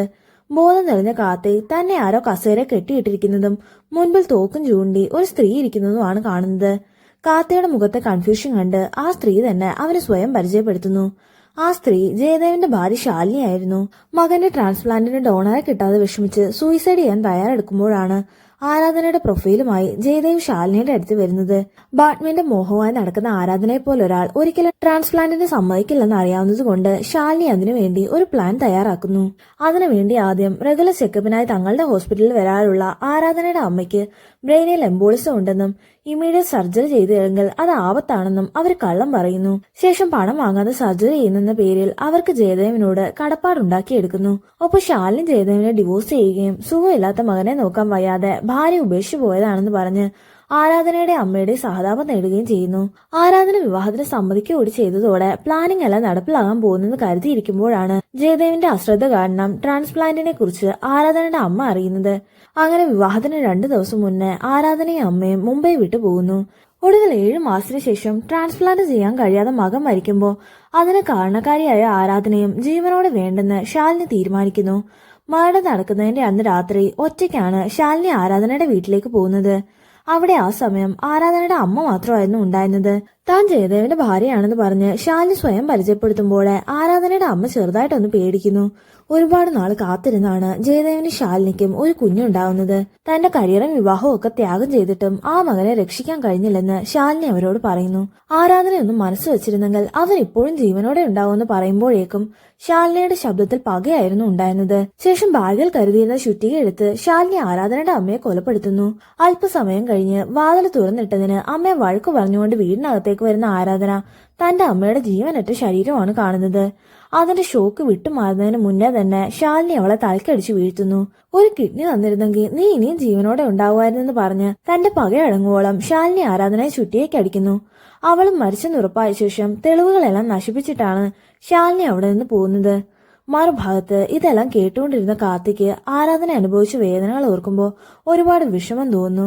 ജീവിതത്തിൽ ഒരുപാട് പ്രതിസന്ധികൾ ഉണ്ടായിട്ടും തന്റെ ലക്ഷ്യത്തിന് പിറകെ ഓടിക്കൊണ്ടിരുന്ന ആരാധനയോട് അവൻ ഒരുപാട് ബഹുമാനവും തോന്നുന്നു. പക്ഷെ കാർത്തികനോട് ചെയ്തതല്ല ഏറ്റു പറഞ്ഞിട്ടും ശാലിനിയുടെ ഉള്ളിൽ തെല്ലും കുറ്റബോധം ഉണ്ടായിരുന്നില്ല. സ്വന്തം മകനോടുള്ള സ്നേഹം മാറ്റിവെച്ച് ചിന്തിച്ചാലേ നീ ചെയ്ത പാപം നിനക്ക് മനസ്സിലാകൂ എന്ന് കാർത്തിക് ശാലിനിയോട് പറയുന്നു. ശേഷം വളരെ നിസ്സാരമായി ശാലിനി തന്നെ കെട്ടിയിട്ട കെട്ടുകൾ അഴിച്ച് പകരം ശാലിനിയെ അവൻ കസേരയിൽ ബന്ധിക്കുന്നു. ശാലിനി പറഞ്ഞ കാര്യങ്ങളൊക്കെ കാർത്തി കൊണ്ടുവച്ചിരുന്ന റെക്കോർഡ് ചെയ്തിട്ടുണ്ടായിരുന്നു. ശേഷം ശാലിനിയും ജയദേവിനെയും അവിടെ വീട്ടിൽ പൂട്ടിയിട്ടിട്ട് കാർത്തി പുറത്തേക്ക് ഇറങ്ങി റാണയെ കോൾ ചെയ്യുന്നു. ജയദേവിന്റെ ഭാര്യ ശാലിനിയാണ് കൊലയാളി എന്നും അവനെ വീട്ടിൽ പൂട്ടിയിട്ടിട്ടുണ്ടെന്നും സാർ ഉടനെ ഇവിടേക്ക് വരണമെന്നും കാർത്തി റാണയോട് പറയുന്നു. നെക്സ്റ്റ് സീനിൽ വീണ്ടും റാണ ന്യൂ ജോയിനോട് സംസാരിക്കുന്നതാണ് കാണിക്കുന്നത്. സത്യത്തിൽ ഈ കേസ് തെളിയിച്ചത് കാർത്തിയാണെന്നും ശാലിനി ഇപ്പോ ജയിലിൽ ശിക്ഷ അനുഭവിക്കുകയാണെന്നും റാണ തന്റെ ജൂനിയറിനോട് പറയുന്നു. പക്ഷെ താൻ സ്നേഹിക്കുന്ന പെണ്ണിനെ ഇത്രയും ദ്രോഹിച്ചിട്ട് ശാലിനിയെ കാർത്തി എങ്ങനെയാണ് വെറുതെ വിട്ടതെന്നും അവനിപ്പോ എവിടെയാണെന്നും ജൂനിയർ റാണയോട് ചോദിക്കുന്നു. ഈ സമയം നമ്മളെ വീണ്ടും ഫ്ലാഷ് ബാക്ക് കാണിക്കുന്നു. റാണയെ കോൾ ചെയ്തു കഴിഞ്ഞ് റോഡരികിൽ നിൽക്കുമ്പോഴാണ് ഒരു കൊച്ചു പെൺകുട്ടി റോഡിലേക്ക് വീണ പന്തിന് പിറകെ പോകുന്നത് കാർത്തി കാണുന്നത്. കാർത്തി പണ്ട് മഞ്ഞുമല ഇടിഞ്ഞു വീഴുന്നതായി സ്വപ്നം കണ്ട അതേ പെൺകുട്ടിയായിരുന്നു അത്. റോഡിലേക്ക് നടക്കുന്ന ആ പെൺകുട്ടിയുടെ നേരെ നിയന്ത്രണം വിട്ട ഒരു ലോറി പാഞ്ഞു വരുന്നത് കണ്ടതും കാർത്തി ഓടിച്ചെന്ന് അവളെ അവിടെ നിന്ന് എടുത്തു മാറ്റുന്നു.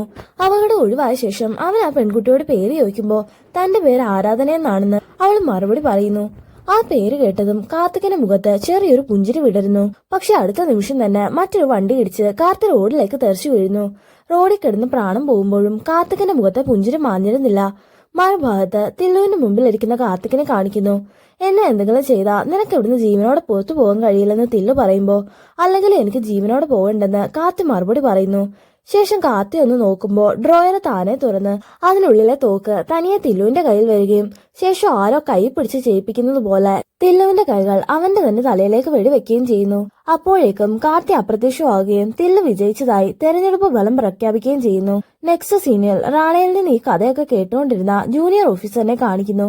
കാർത്തിക് ഒരു ആക്സിഡന്റിൽ മരിച്ചെന്നും ഒരു ലെഫ്റ്റ് ഹാൻഡറായ തില്ലു തെരഞ്ഞെടുപ്പ് ജയിച്ച ദിവസം തന്നെ വലത് കൈ ഉപയോഗിച്ച് ഷൂട്ട് ചെയ്ത് സൂയിസൈഡ് ചെയ്തെന്നും അവൾക്ക് വിശ്വസിക്കാനാവുന്നില്ല. ചില സത്യങ്ങൾ ഇങ്ങനെയാണെന്ന് റാണ അവൾക്ക് പറഞ്ഞു കൊടുക്കുന്നു. പിന്നീട് ചെറിയൊരു ഫ്ലാഷ് ബാക്ക് കാണിക്കുന്നു. കാർത്തിയെ കണ്ട് സെക്യൂരിറ്റിയോട് തില്ലു അവനെ അകത്തേക്ക് വിടാൻ പറയുന്നെങ്കിലും ആ സമയം ആത്മാവായ കാർത്തിയെ സെക്യൂരിറ്റിക്കാരൻ കണ്ടിരുന്നില്ല. പക എന്ന ഇമോഷൻ കാർത്തിക്കിനും തില്ലുവിനും ഇടയിലുള്ളതുകൊണ്ട് തില്ലുവിന് മാത്രമാണ് കാർത്തിക്കിനെ കാണാൻ കഴിഞ്ഞത്. ഹൈദരാബാദിലെ കുന്ദൻബാഗിലുള്ള ഹോണ്ടഡ് ഹൗസിൽ നിന്നും പ്രചോദനം ഉൾക്കൊണ്ടാണ് ഈ മൂവി രൂപം കണ്ടത് എന്ന കുറിപ്പോടെയാണ് ഈ മൂവി അവസാനിക്കുന്നത്. അപ്പൊ കൂട്ടുകാരെ, എല്ലാവർക്കും മൂവി ഇഷ്ടപ്പെട്ടെന്ന് കരുതുന്നു. ഇഷ്ടപ്പെട്ടവർ തീർച്ചയായിട്ടും ലൈക്ക് ചെയ്ത് സബ്സ്ക്രൈബ് ചെയ്തൊക്കെ ചാനൽ ഒന്ന് സപ്പോർട്ട് ചെയ്യുക. അപ്പൊ ഇനിയും മറ്റൊരു വീഡിയോ ആയിട്ട് നമുക്ക് വീണ്ടും കാണാം.